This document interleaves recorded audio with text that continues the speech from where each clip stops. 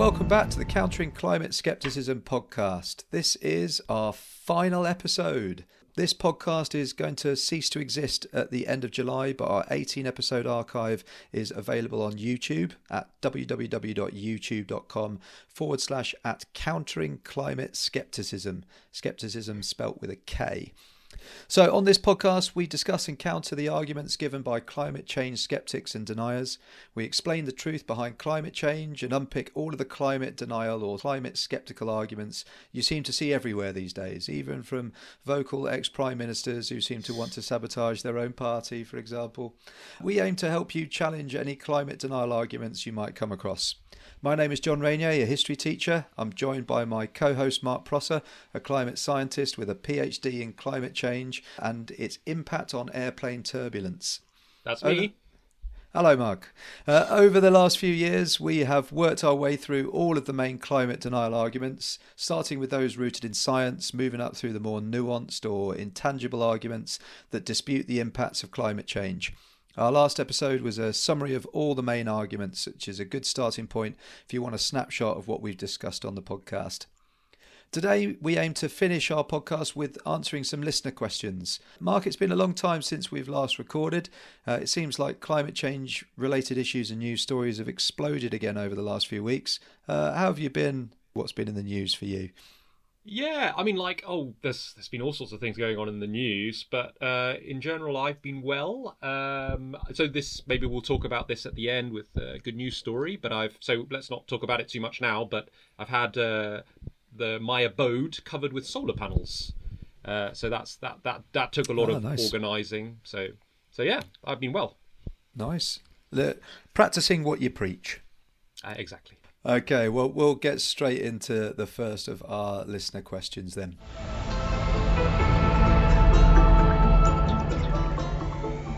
So, this is a set of questions really from one of our loyal listeners called Josh. So I'll read out the bulk of Josh's email here. So, hi, are you still doing your podcasts? Yes, we are. Just about. Just hanging in there. So this is my group of questions. How many people have died attributable to the climate emergency so far? What are the epidemiology and other science challenges associated with trying to figure out how many have died and how many are likely to die? How many people have actually been saved due to warming, and what is the net loss of life? Sensing a theme here. Mainly, if there is a scientist on your podcast, i.e. Mark, that would be, I would like their help to walk us through the range of estimates found in peer-reviewed literature so we understand in very rough terms how many people have already died, how many are about to die, and the same for property and non-fatal health-related issues. Josh goes on to explain that there's a website called skepticalscience.com that have also declined to answer this question, and he gives the gist of their response. So this is their response to the question so far. Studies of excess heat deaths, etc., run into a common problem in epidemiology. You can't do controlled experiments, and the analysis of data requires a rather convoluted mix of causes that need to be isolated through various models. In the end, you get probabilities, not explicit cause and effect relationships. Even in a simple autopsy, the cause of death is often a series of factors that combined yield a fatal result. For example, did COVID cause that death? Well, he was elderly, he had COPD and diabetes, the death certificate says his heart gave out, but he was living with those diseases and had prospects for many more years of life until COVID came along and hit him. The tobacco industry has used this limitation to great effect. You can't prove that this person got this cancer from smoking our cigarettes, etc. As they say local to me, it wore me, I day do it. So that's not to say your suggestion is without merit. It will be considered, but I'm not sure how we might go about it. So coming back to Josh's final point in his email, My main point is, in my decades of activism on these matters, is that I don't see any other single issue as being important as this one, to counter the "it's not so bad, we don't have to behave urgently" argument. Ideally, we need a credible body count range estimate based on peer-reviewed literature, and only a scientist can do that at this point. Over to you, the scientist, Mark. It's an interesting question. Before I give my thoughts, do you have any thoughts on this, John? What's epidemiology? Is it the study of bad skin conditions? Well, I guess it might be in certain instances, but I mean, I guess a more general definition that I've just looked up. So I also, when I hear epidemiology, I kind of know what it means, but yeah, when it's like, what exactly does it mean? So I thought I'd look up a definition. So epidemiology is the study of how diseases affect the health and illness of populations. Now, climate change is not a disease, but I guess it also falls under the remit of epidemiology because it too affects the health and illness of populations. Okay. So it's I guess this is about the broader impacts of climate change. So that's why Josh is using the word epidemiology. Okay. So here's my answer to Josh's question. So thanks very much, Josh, for submitting your questions and apologise for taking an inordinate amount of time, over 3 months, to respond. Sorry about that. Things have been going on. It is a well thought out question, and I can definitely see your logic in posing it. I would summarise your email questions as containing 2 sub-questions. So sub-question 1, how many net deaths have there been due to climate change? And sub-question 2, how many net deaths will there be due to climate change? So question 1 is about the past, and question 2 is the future. I'll explain in a bit why I've split your question in this way, or it'll become obvious. But anyway, so since you weren't very impressed with the answer on the Skeptical Science website, I suspect you're not going to like this answer of mine either. But rest assured, I am taking your questions seriously, and I'm answering them to the best of my ability. I will start by saying that I've done both a bachelor degree in climate science and a master's in climate change, and therefore I should have a pretty good general knowledge about all things climate. But even so, I am by no means an expert in the impacts of climate change. Unless, that is, you're interested in the impacts of climate change due to aviation turbulence, which is my PhD, and I may know a thing or two about. So my point is, I'm not really an expert in the broader field of impacts, to which your question belongs, but I'll give it my best shot anyway. But then, again, even experts in particular areas of climate impacts will only be able to tell you about their specific area. So, for example, droughts in Africa or floods in the US, for example. In order to get the bigger picture, the bird's eye global view of what all the experts say are the impacts, and note, we're still talking just about impacts here, not about body counts specifically. If you wanted to do that, to find out about impacts as a whole, you might go to what's known as the Summary for Policymakers document of Working Group 2 of the latest IPCC report, Report 6, although number 7 may now be on its way. So I think that's probably about a 20 or 30 page document that will give you the bird's eye view of all the impacts of climate change. So there may well be something in there. But while saying that, I would be extremely surprised if that document contained the net body count figure you're looking for question 1, past deaths. But what I'm saying is, if it was anywhere, it would probably be there. Feel free to go and read and report back on what you find. Yeah, I had a brief look over it myself, and I don't think it contains any body count figures, but we'll post a link to the report in the show notes anyway. Brilliant. Right, so there are real difficulties in answering your question around possible death counts accurately. The first question, so past deaths, is easier than the second question, deaths in the future, but still extremely hard to come up with an accurate answer to. Now, I'm not saying there isn't an accurate answer out there in the world, as in, in reality. It's not fundamentally an unanswerable question, but whether or not humanities scientists are currently in a position to give it is entirely another matter. Your question made me think, as similar to the skeptical science response, it made me think of the COVID pandemic. Do we have a body count figure for that? So according to Wikipedia, there were 7 million reported deaths and between 18 and 34 million estimated total deaths. So in this case, where body count attribution would be far, far easier than climate deaths to date, there is still a factor of 2 in the range. So that gives you an idea, I guess, that we're asking something quite difficult here. So the skeptical science reply you provided mentioned the fact that we never know the counterfactual, i.e. what would have happened, if climate change had never happened. So imagine if, hypothetically, by chance, we lived in a hypothetical reality where the byproduct of burning fossil fuels wasn't a greenhouse gas, wasn't CO2, but was some other gas that didn't warm the planet. So would this be like a control universe that we could run on the side? Exactly, John. That's what I'm talking about. So how would this hypothetical world be different in this 2025 compared to the one we find ourselves in? To get the figure that you want, the body count, all you have to do is simply subtract the number of people living in the hypothetical one, presumably more, from the one we actually live in, and then you get the answer you seek, the body count.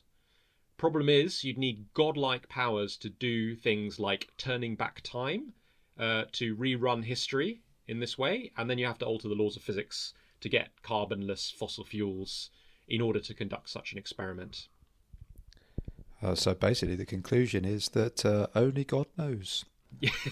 Knows the exact number, yes. So is there a way where we can make comparisons? So for example, like with COVID, we recorded an additional deaths above the average.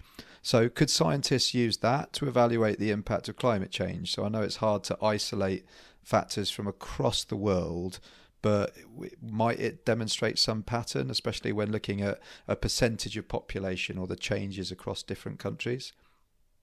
Yeah, that's a fair point, John. And I may go into this a bit further down my explanation. But for example, when there's a bad heat wave in the world, for example, the one in Europe in 2022, you can, like you suggest, get excess death numbers.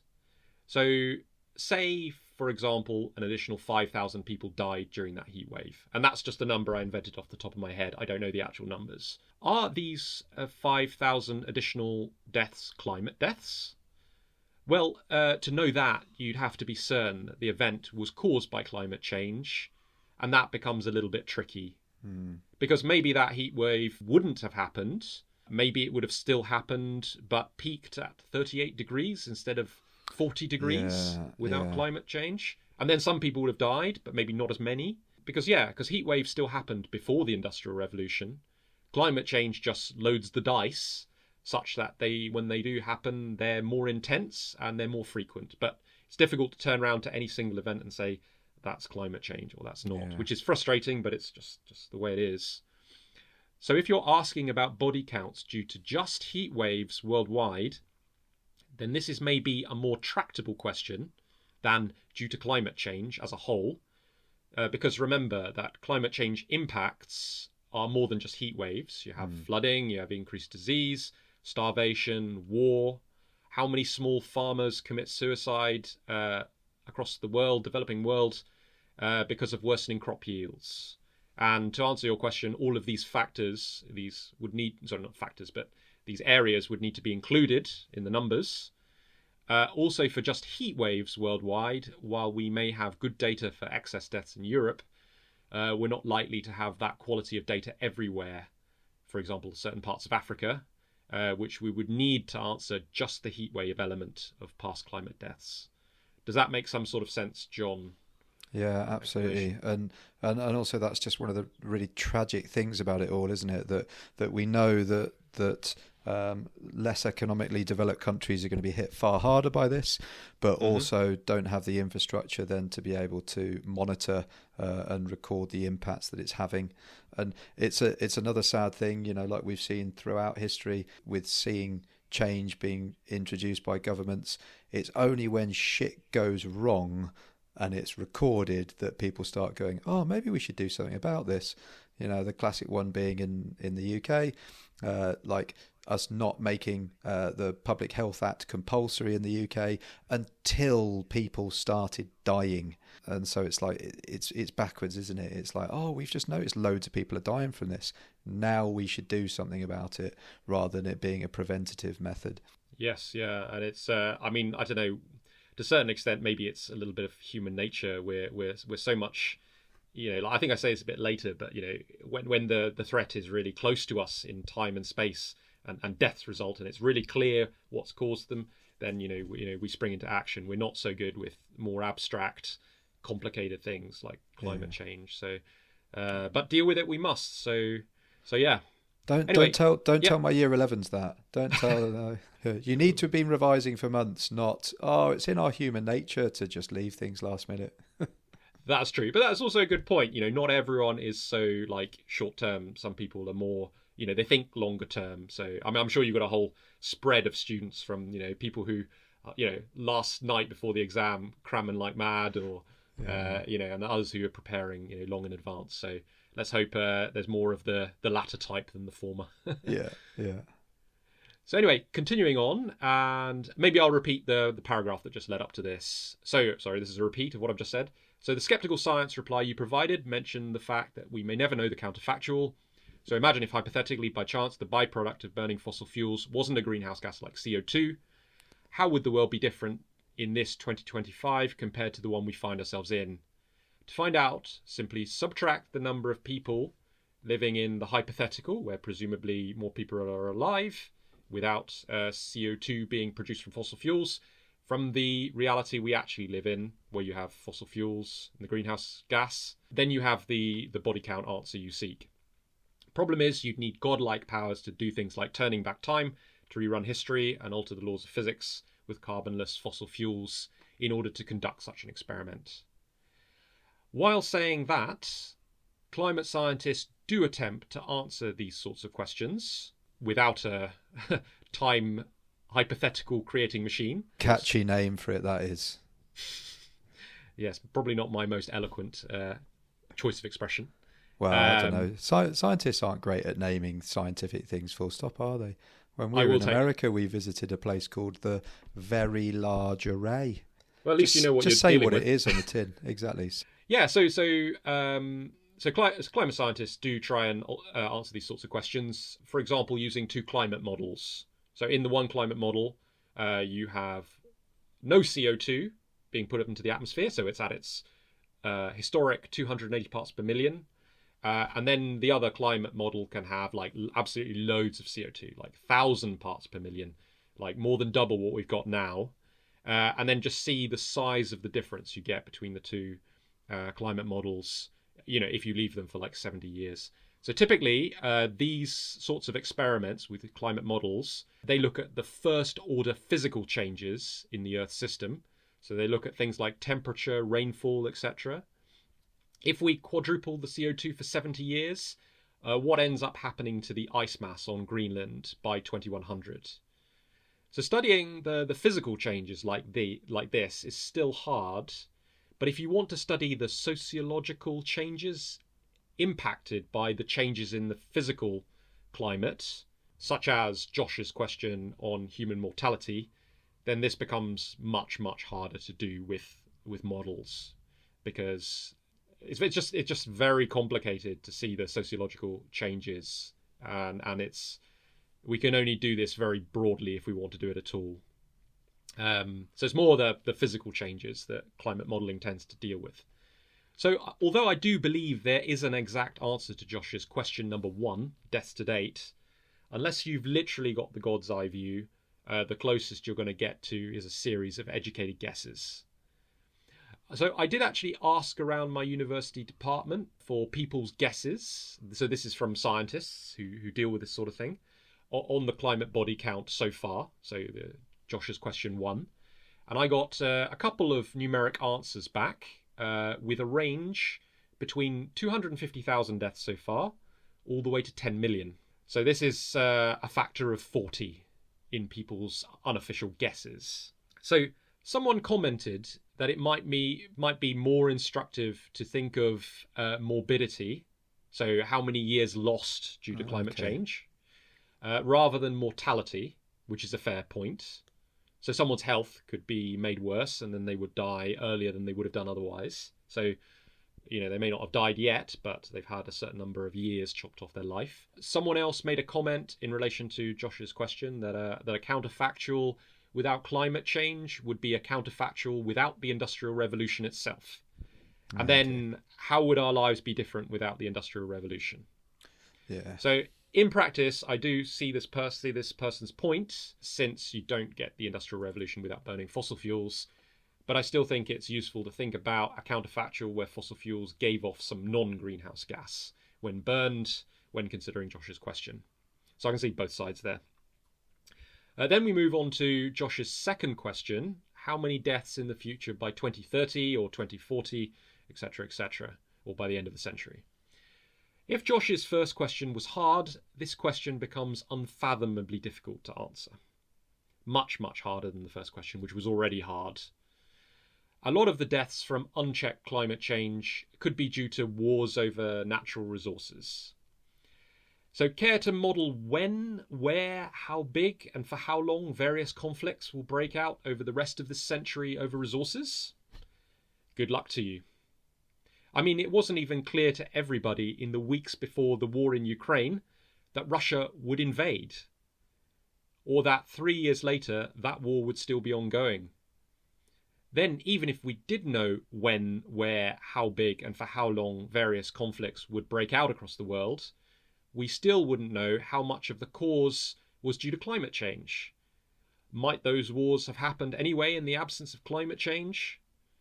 Possibly, possibly not. War still happened before the Industrial Revolution. What if nuclear weapons are exchanged and many people die in an instant, etc., etc.? It's just too hard to model these sorts of things to come up with any sort of robust numbers or useful ranges, especially about the future.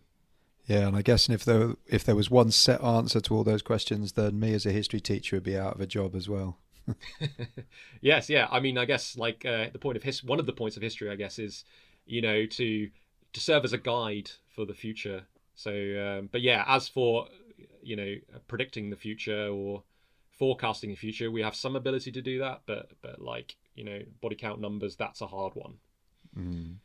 And this is one of the really frustrating things about the modern world, isn't it? The world's so unfathomably complex, and we have so much access to information now, and that huge amount of information makes us feel like, well, because we have so much information, we should know more and be able to predict more and everything like that. But unfortunately for our poor little monkey brains, sorry to any of our evolution denialist listeners out there, I'm sure there's not many of them, we end up just being lost in a sea of confusing and conflicting advice and evidence.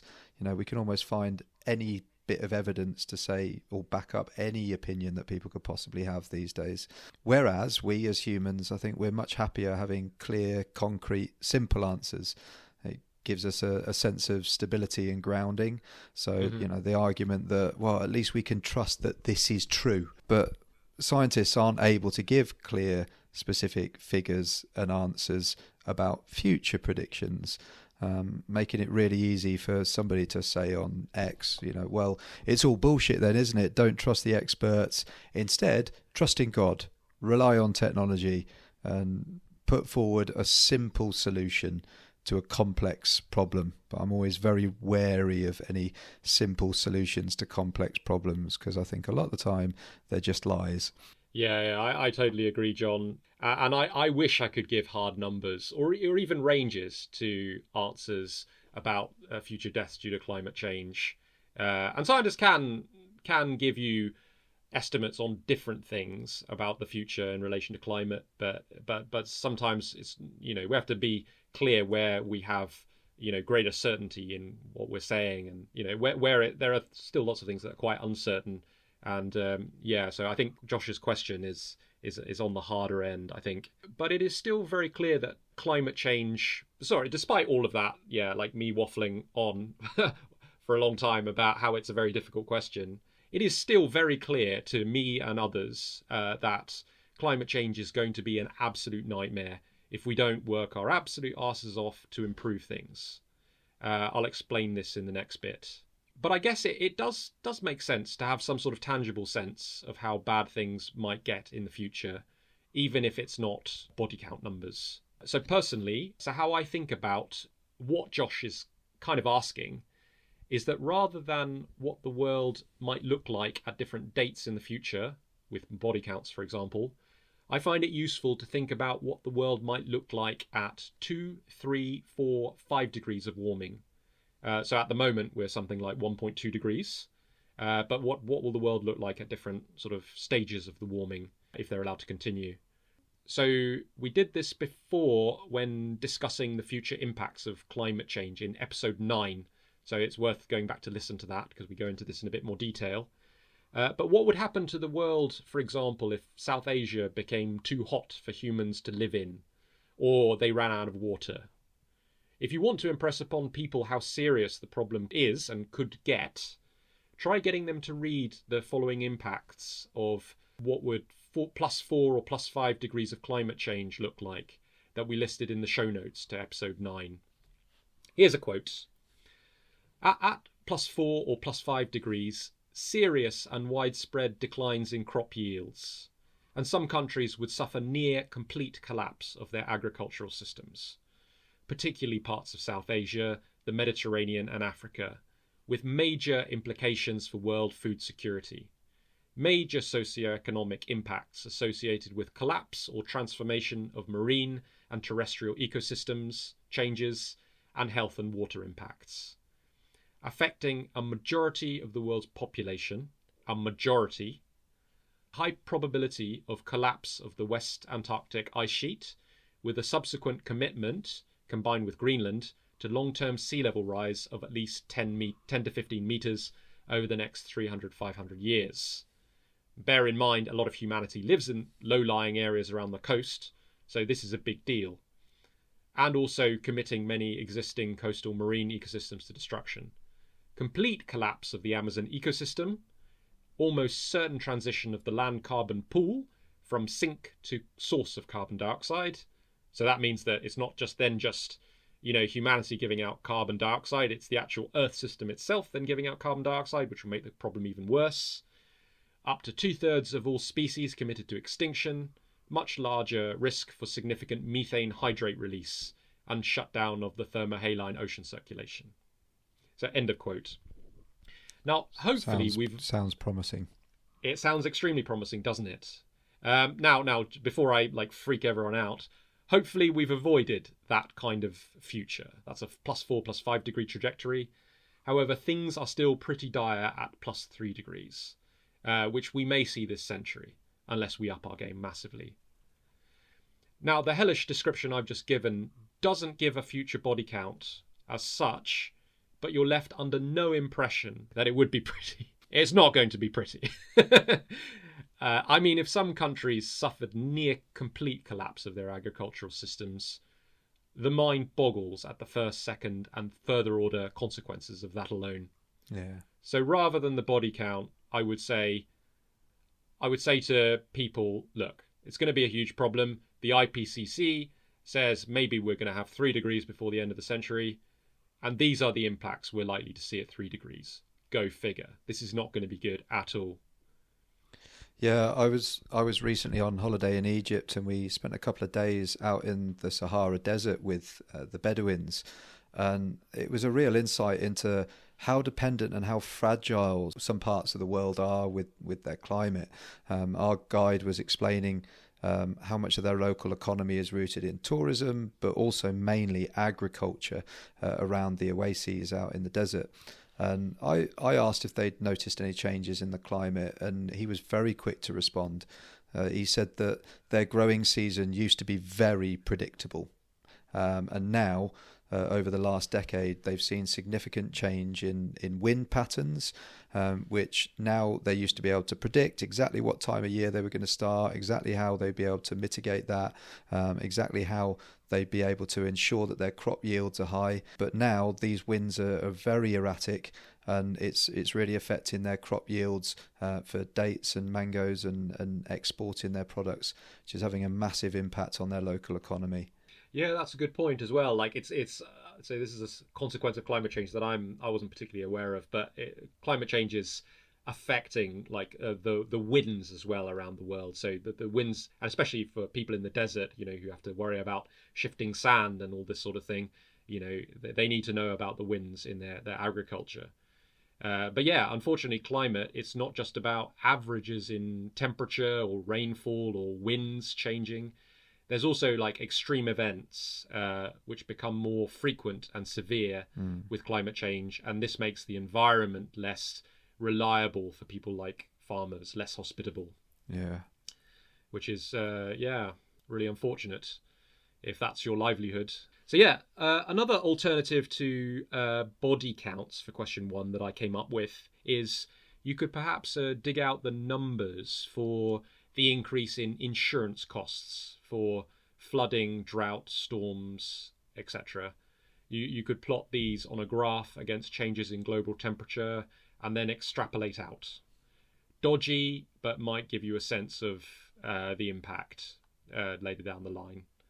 I haven't done this, but yeah, there's a link there. So anyway, just moving on to another aspect of Josh's question, it suggests to me that you're struggling a little bit with the contradiction between the seriousness of the climate change problem and humanity's seeming inability, or to some extent its inability, to latch on to the challenge on the one hand, and the somewhat lackluster response to the climate crisis. And I can totally appreciate that. It's something that anyone who cares about this subject has to wrestle with. Surely, if we can come up with an impressive body count number about the past and the future, then this will shock people out of their torpor and into resolute climate action. I think even if Josh had the numbers he desires, that were frequently updated and backed up by mountains of credible research, I'm a bit skeptical that it would have the galvanizing psychological effect that he thinks it might. There's a previous episode we did, episode 8, where we talked about the psychology around climate change, and in it we talked about how humans are very good at responding to threats. This is what I said earlier, very good at responding to threats that are proximate in time and space. The example often given is if a lion enters your bedroom, this would be very, very proximate in time and space, and you would be very, very motivated to deal with it as a problem. And not very good, and humanity is not very good at responding to threats which are slow-moving, time-delayed, and not right in your face, which unfortunately is what climate change is a bit like. So this is where we've been going wrong. What we needed to do is we needed to get South Park's version of Al Gore with Man Bear Pig. Yes. And we just have Man Bear Pig charge around the world, attacking people, and people will do something about climate change. I haven't seen this episode. I really should have seen it, shouldn't I? It was amazing. Does it work? What's the eventual conclusion of the episode? Unfortunately, it's South Park absolutely ripping into Al Gore and making him seem like an idiot. And to be honest, since they've said, actually, that's the one thing that maybe we shouldn't have taken the piss out of, because actually he's just right. Right. Okay. Oh, that's interesting. Still, I'd like to see the episode though. Yeah. But yeah. But it's a sort of a pig running around, frightening everyone, might have had a bit more of a galvanizing effect. But yeah, I haven't seen the episode, so I may not know what I'm talking about. In fact, I don't know what I'm talking about, so ignore all that. So in the hypothetical where you have the answer to question 1, the past body count, You can say with certainty that X million people have already died from climate change. I think it is possible and even likely that people on the whole still might not be moved by such a figure. You have the precise numbers, but the phenomenon of climate change still remains this abstract thing. People might say, well, where are the victims? I don't see them. Oh, some have died in South Sudan, you say. Didn't they die from conflict rather than climate change? Some of the dead from that flood in Valencia the other year is due to climate change, you say? Well, we've always had floods. Can you say with absolute certainty that that flood wouldn't have happened without climate change? And unfortunately, that's difficult, as we've discussed. Then you start talking about precise future death numbers for Josh's question too. And the climate denier would love it, absolutely love it that you're talking about that, because then they'd be able to totally discredit you by saying, this person is claiming to be able to see into the future, which rhetorically would be quite a strong attack, specifically with death numbers, because there's so much uncertainty. And believe you me, climate deniers know where there's more uncertainty and less uncertainty. So, you know, we don't, as scientists, we don't really want to play our overhand by talking about things that are less certain. We talk about things that we're more certain about. And just unfortunately, uncertainty is a big thing. And I'm sorry, I wish it were otherwise, but we need to talk about what we're certain about. And that's, on the whole, I think that's largely what we do, and why climate science as a whole still has a lot of trust in it.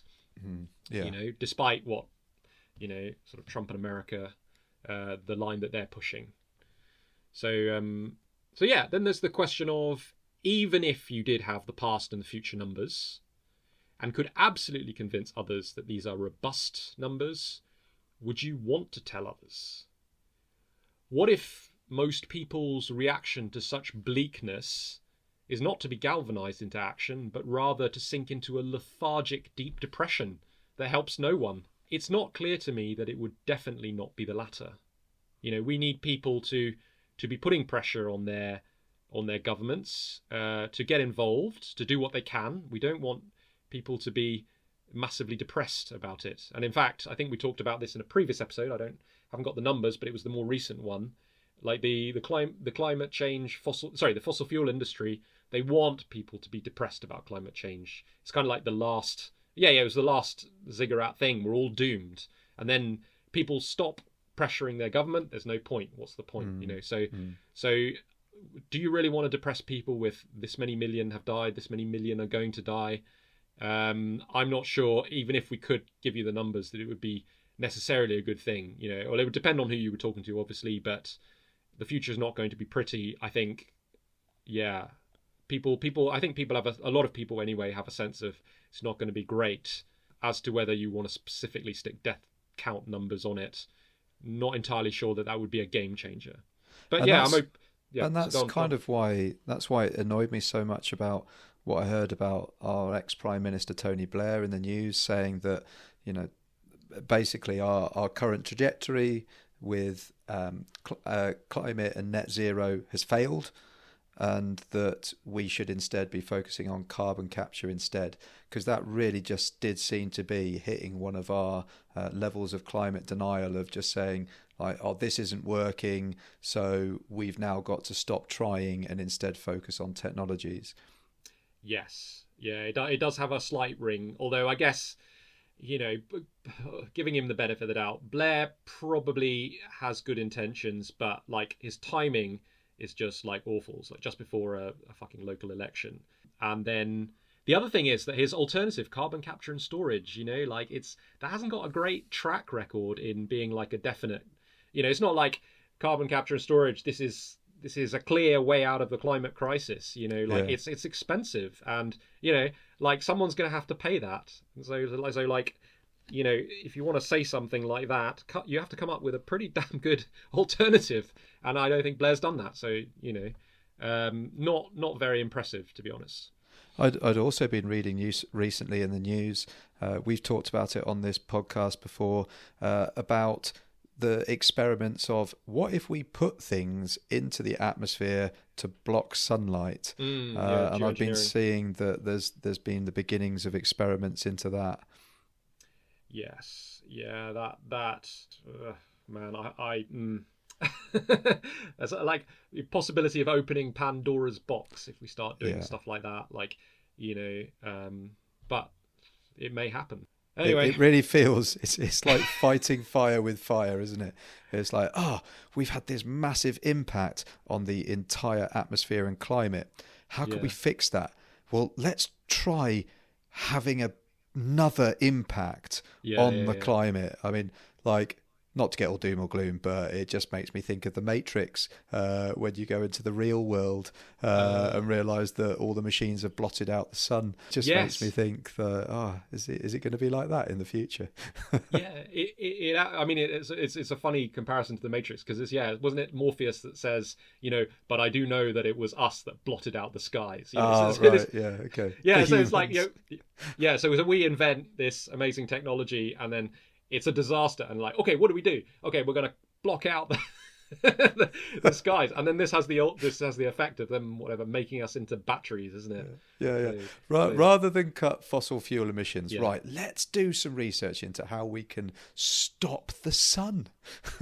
Yes. So law of unintended consequences with geoengineering. Go back to the episode where we talked about that. Put a link in the show notes. But so in climate change communication, we're often encouraged to focus on things like the success of the energy transition, which does give genuine reasons for optimism. Like, there has been a profound change in response to the climate crisis on that front, such that people are motivated to continue caring about the issue, putting pressures on governments, corporations, etc. For an example of this, which makes the case very well, there's a Kurzgesagt video, "We Will Fix Climate Change." And I'll put a link in the show notes to that. And I think it also talks about, like, that's the episode that talks about, like, if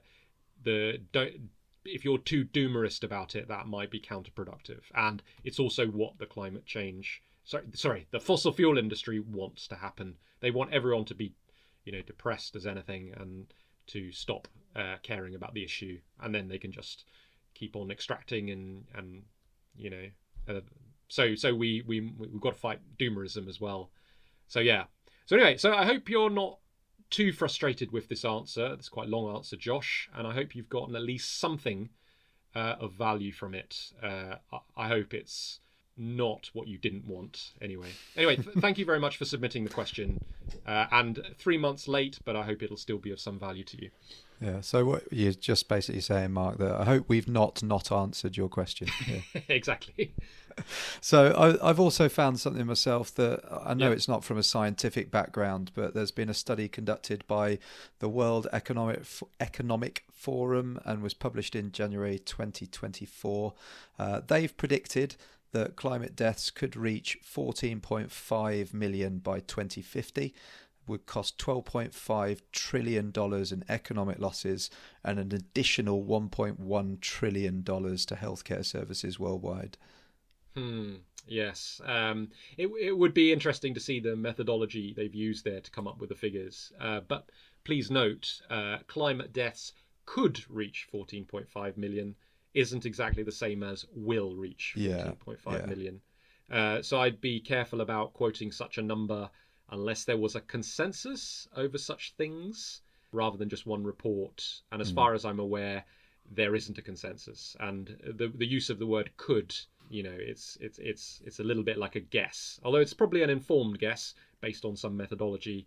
But it's a bit far from what Josh wants of the numbers, or what it sounds like Josh wants, at least. Okay, thank you for that, Mark. And now on to our second listener question from Rob, who asks, could a carbon tax help with changing behaviour and buying habits? It might help to reduce our carbon footprint. I think Sweden has done it successfully. Has there been any research into different countries and where it has and hasn't worked, and how it might be improved?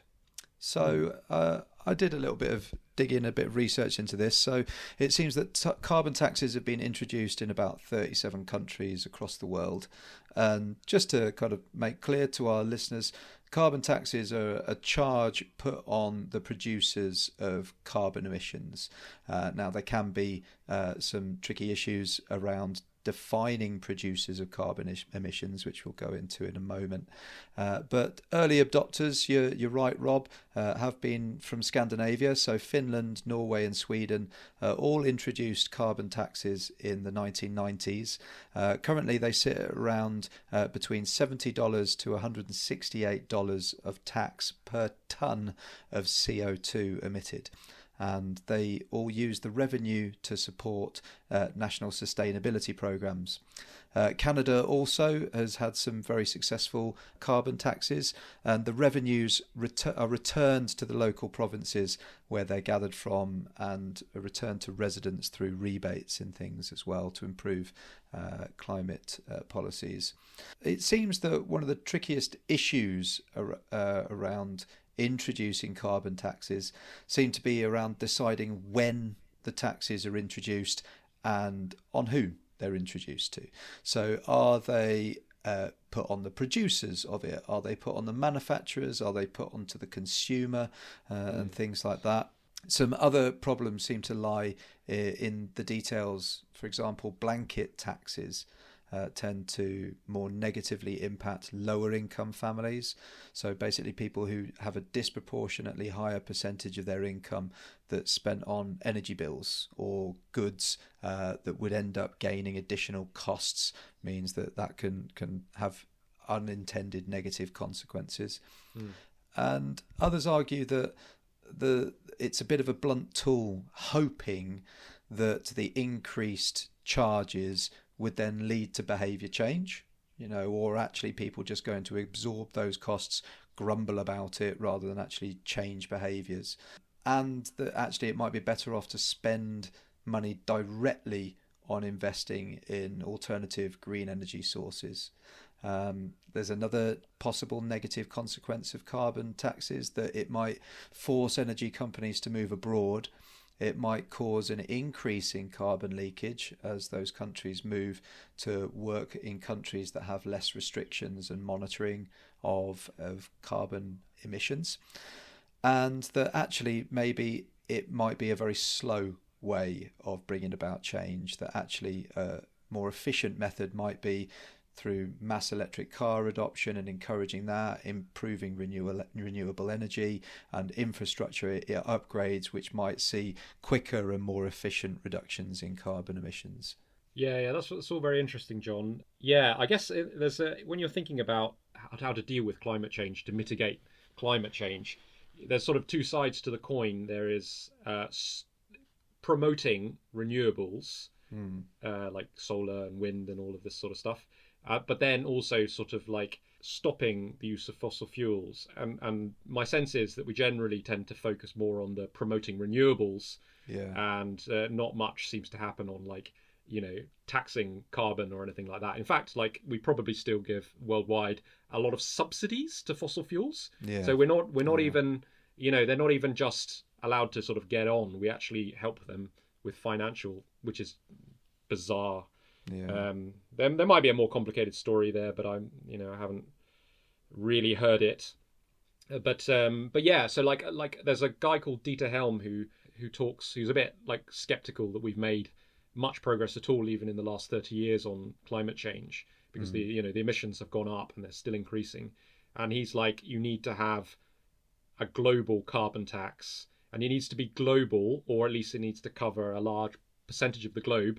Because if countries individually start carbon taxes, then what might happen is probably what's happened in the UK. So the UK's carbon emissions have come down, but a lot of the steel that we use comes from China.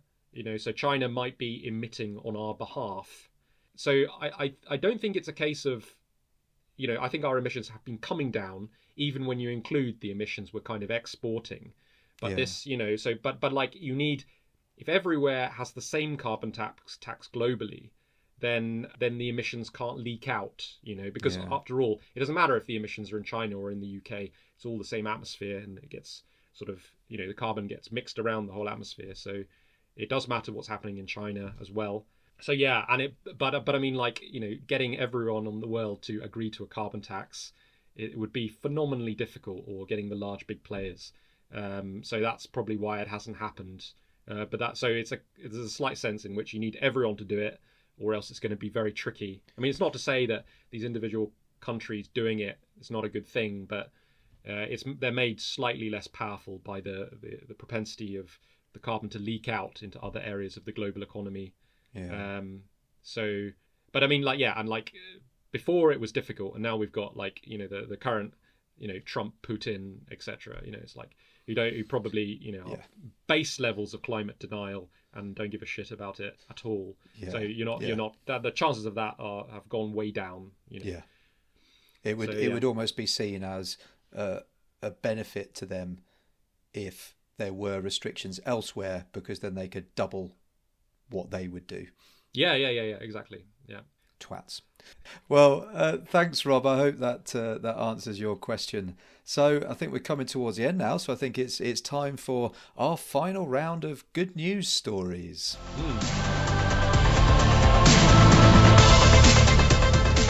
So I've got a good news story here. So this comes from Czechia in Central Europe. They have had a €1 million dam. Sorry, John, can I just ask, are you talking about, which country are you talking about? Czechia, so otherwise known as the Czech Republic.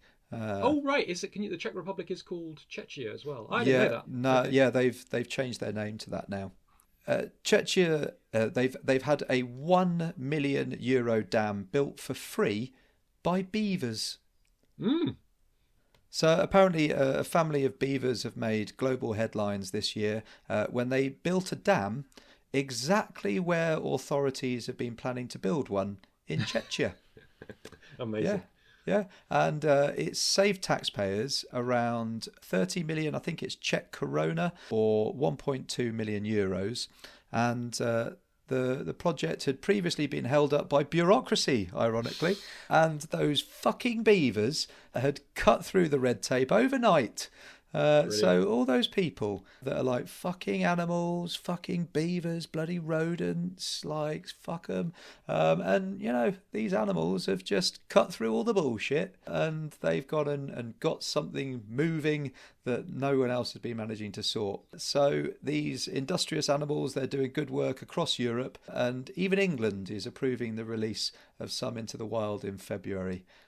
So let's just hope they know where our building projects and dams are needed. Yeah. Perhaps we could direct them. Yes. Yeah, that's brilliant. Get them in some hard hats and get them working away. Beavering away. Excellent. I'm all for it. Okay, have you got any good news stories for us to finish up with, Mark? Yeah, actually, so I was mentioned this a bit earlier in the podcast, but so I've had a bit of time recently, so I've organised it such that 22 solar panels have been installed on my abode. So we have like an east-west facing house. Oh, cool. And so I've just covered both sides, all the roofing, with 22 solar panels, and it's really good. Yeah, it's getting into summer now, but we produce much more electricity than we use, and we have a battery which saves up electricity in the day, so we can use in the night as well. And then any surplus electricity gets funneled back onto the grid, and then we're getting paid somewhere between £5 and £10 a day at the moment. Nice. In May for that electricity we're producing. So and the whole thing cost £11,000. So that's not as much as. So I asked around. I got three quotes, and two were 15 grand, and then one was 11 grand. So we went with the cheapest. And yeah. So it's really good. So I think currently I'm probably producing enough electricity for maybe like 40 households. So that's 40 households that won't be requiring potentially fossil fuel energy. So that's a really, really cool thing, and I'm getting paid some money for it. So, or our household is getting paid money for it. So it's a win-win, and it's I think there's when we told everyone, there's like a lot of people who don't think it's worth doing, or they're a bit hesitant, but it's been really good, and I'm surprised that not more people have done it. But yeah, there are a fair number of houses now with solar panels, and I sort of put this on social media, and it's funny. A couple of my friends saw it, and they're sort of asking me how they might do it, and sort of the various issues in doing this. So it's kind of nice to sort of, it's sort of like a positive effect, by doing this and talking to others about it. So I've probably helped other houses to get solar panels. So Yeah. but I guess the big issue for many people is you do need to bite the bullet and spend 11 grand to the start investment in the first place. Yeah, I mean, like my dad, he's also been a very early kind of supporter of that. He's had solar panels on his house for quite a while now, and those he paid them off fully in about 3 years, and then the rest was paying into the grid. So they do earn their money back relatively quickly. That's brilliant. I guess if it was many years ago, there might have been a really high rate from the government or something like that. Yeah, maybe. Which is maybe what you were talking about. So you won't get. So the early adopters probably got a better deal than the ones now. And I think you do hear this. There's no point because they're no longer subsidised the amount you're getting.